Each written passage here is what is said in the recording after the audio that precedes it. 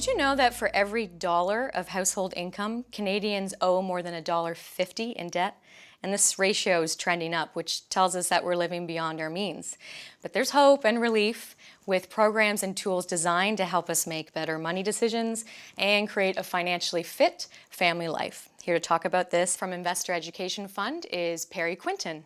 Hi, Perry. Hi. Thank you for being here. Thanks for having me. It seems like we're a little bit over our heads with finances and we need some sound advice. So let's first talk about the family. So it seems as though the nuclear family has really changed throughout the years. Has this changed the way people save and invest their money? Well, certainly families come in all sorts of shapes and sizes. Many families would be characterized as non-traditional these days. What we need to keep in mind, though, is that the principles of financial planning don't change. Every family needs to go through the same steps to learn how to manage their money.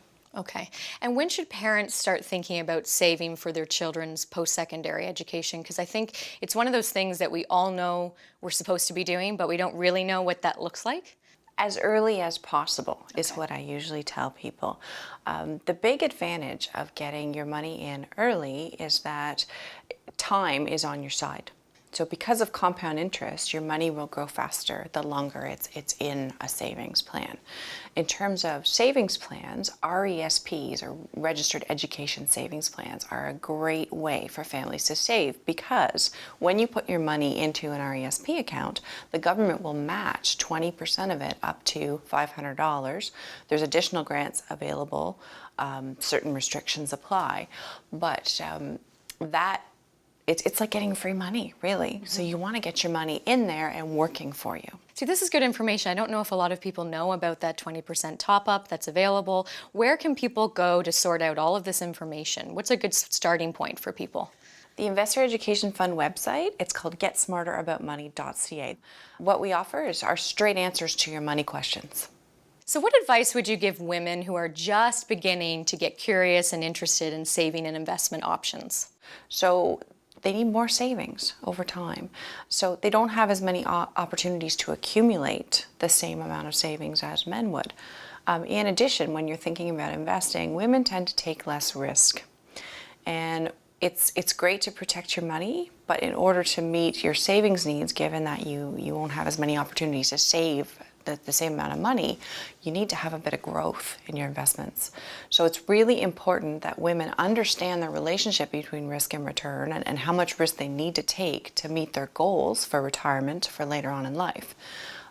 Also really important that they think about it and think about it early because they're going to need more money in the long run. So it sounds like you're really never too young to get curious about investment options and saving. So what can parents do specifically to get their kids excited about saving and investing their money? You know, there are opportunities to teach them what coins are and what coins do. Give them a little bit of money when you're at the grocery store. Put them in charge of one item and get them to pick the item to meet their budget. So you can make it age appropriate. When you get to the teenage years, you can give them a clothing budget and have them go out and decide what they're going to spend for their budget on a monthly basis.